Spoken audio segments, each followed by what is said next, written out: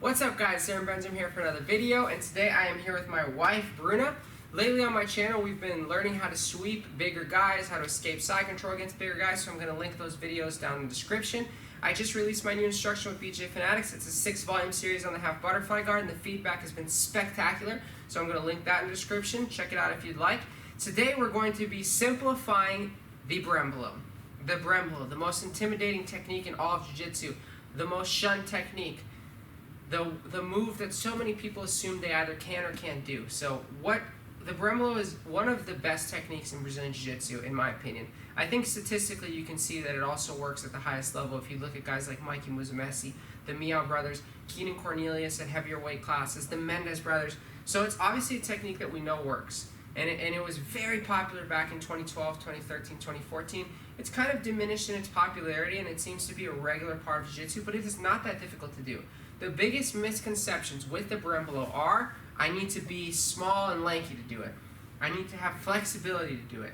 I need to be athletic to do it. I need to be young to do it. I need to be a black belt to do it, and so on and so forth. All of those are wrong, and more wrong. The Berimbolo is not that difficult, and the Berimbolo is a very, very good technique that you should utilize. And whether or not you utilize it for yourself and you implement it as part of your game, I think it's very important to understand the mechanics of the movement so that you're able to counter it. As much as you might hate the Berimbolo and shun it, you should know how to defend it, right? And from my experience, I started Berimboloing people as a 4-stripe white belt, and well into my blue belt, the Berimbolo was literally the only thing I did. I did Berimbolos all the time. I'll find some blue belt competition footage, and I'll do a match breakdown because I've hit it at least 20 times in tournaments, local tournaments and stuff. So why the Berimbolo? Because I thought it was an easy path to the back. But what was important for me, because I don't Berimbolo nearly as often now that I'm a brown belt, is that I understand it. When somebody goes upside down on me, there's no intimidation from my perspective. I'm like, oh, okay, I know what he's trying to do. So today we're going to go into the Berimbolo and simplify it as much as humanly possible. So I'll stop talking. Let's get into it. So Bruno's going to be standing. So in order to understand the Berimbolo, we need to understand the position it comes from. So the position that it comes from, let's do it a little bit to the right, is the de la hiva. So the de la hiva is when my left leg, in this case, hooks around her right leg and hooks the inside of her knee. The Berimbolo typically comes from a more shallow de la hiva, although it can come from a deep de la hiva. So now I'm going to grab her cross collar, which is the grip that I like to get. It's pretty easy to get from the de la hiva. If you can't get the cross collar because she's postured up, you can always extend her, sit up, grab, and pull her back. Now my left hand is going to be on the ankle, and this is going to be my position. So the off-balancing mechanism of the Berimbolo is the first thing we're going to simplify. So there's going to be two variations. One is a little bit more advanced, and one is a little bit more beginner. Let's start with the beginner. So in this position, what I'm going to do is I'm going to use my right foot, so not my de la hiva leg, to do a hip escape. So I'm going to bring my hip near her ankle. Okay? Now, I'm going to hip escape again. I'm going to hip escape until I feel I have the ability to use my left foot to kick her. Now, simultaneously, as I kick her and extend her, I'm going to pull her collar down, like so.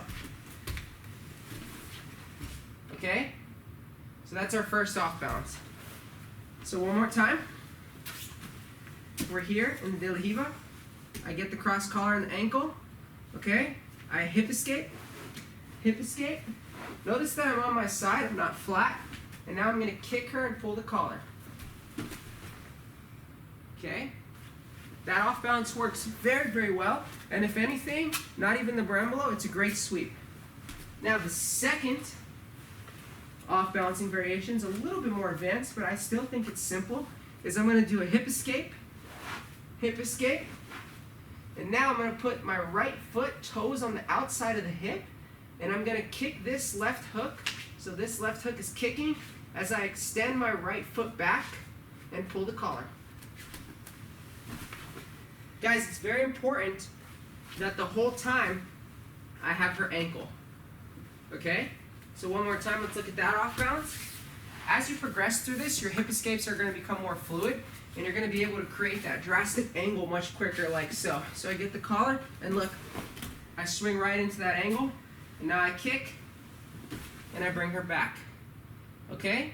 In this case, I got deep on her ankle. So now we are in our Berimbolo position. So how do we do it? The reason that I like the collar as opposed to the belt is I think it gives me an easier leverage point. Again, this is simplifying the Berimbolo. This isn't advanced Berimbolo tactics. This isn't advanced Berimbolo movements. This is bare necessities to do it. So I get the collar. I still have her ankle, and my De La Riva hook is still in. Now look, I'm going to use my right foot to push my toes on the mat, similar to if I'm doing a butterfly sweep. And I'm going to use the collar. My head needs to come to my knee. Okay, so I do need to make an inversion. So I use my right foot and the collar to pull myself this way as I push my hip up, guys. See how I lift my hip? Now look, I'm going to go upside down, and I'm going to use the momentum of this leg to swing myself upside down. So first thing, I push off my toes, pull the collar, and go upside down. Okay? Now look, guys, this left foot is going to clamp tight. So I'm going to clamp this leg. Now this right foot is going to hook the far hip. Okay? At this point, guys, my right hand is going to find her belt, and my left hand is going to find her leg. The most important detail is to bring her leg, her far leg, on top of my shin, guys. I have to bring her far leg on top of my shin. Okay? Like so. Now look, guys, I'm going to use my knee to push her far leg this way. So like this. Okay, now I hip escape, and I take her back. So let's go back, and let's just start from a butterfly position. So have a seat here. So I have the De La Riva hook in. Okay, left leg goes to the outside of her right knee, just like when we were standing. My left hand grabs her ankle. My right hand grabs the collar. If you want, you can grab the belt too. We'll do it with the belt. My right foot is going to help me go upside down, aka inverted. I'm going to pull myself, guys. Look, guys, I pull myself. Okay? This leg comes across, this leg clamps. Okay? Now look, my left hand is going to grab her far leg, and I have to put her far leg on my shin. Okay? That's the most important thing, guys. Now look, I'm going to extend, come forward, and then I hip escape and push her butt down, and I take her back. Okay? So let's change the angle here. I'll do it a little quicker. So starting from the butterfly, my left foot goes to the outside of her right leg. Okay, nice and tight De La Riva hook. My left hand goes underneath my leg and grabs her ankle. My right hand is going to grab the belt. Okay, I'm going to push off of the mat and go upside down. And I need to get this leg on this shin when I'm upside down. So I need to get her left leg on my left leg. So her left leg needs to go on my left. So I come here, pull myself, okay? I go upside down, clamp, hook, grab the leg, her left leg on my left leg, extend, and I take the back. It's so important to get her leg on your shin. That is the most important detail to a successful Berimbolo. So many people forget that step, and it's increasingly difficult to get it the higher level you get. So that is the Berimbolo simplified. When you attack the Berimbolo in the beginning, you're going to look sloppy. You know, it's going to be difficult. But guys, that's part of the learning process. I promise you, if you drill it a few times and then start to attempt it, you will get somewhere with it. Whether you get a sweep, or whether you take the back, or whether you get to side control or knee on belly, it's good to understand the movement. So one last time, my left leg goes to the outside, okay, of her right leg. My left arm is going underneath my leg, grabbing the ankle. Right foot's going to give me that momentum to push. I'm going to grab the collar or the belt, and I'm going to pull myself underneath. I pull myself underneath, clamp tight, hook, find her leg, put her leg on my leg, extend, come here, push her butt, and I can take her back. So from a standing position at real speed, so let's stand. We're here and here. I get the collar, thank you. I extend, I push her down. I can switch to the belt here if I want. I go through to here, get this over, extend, hip escape, and take the back. So guys, the Berimbolo is super cool because there's so many different things that you can do from there, and there's so many different options to attack the back, the leg drag in various positions.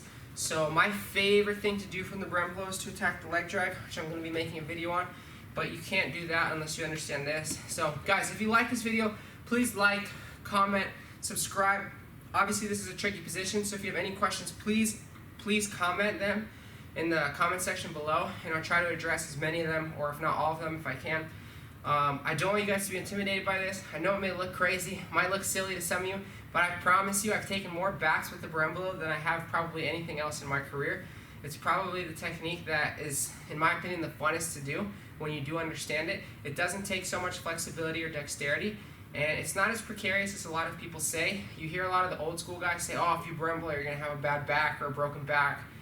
I don't think that's true at all, man. I think just like doing double unders and stacking somebody is 6,000 times more dangerous than attempting a Berimbolo. And every time you roll, you risk that because anybody can get double unders and stack you. So anyways, guys, that's my opinion on it. Try it out. Thanks to Bruna. Os guys.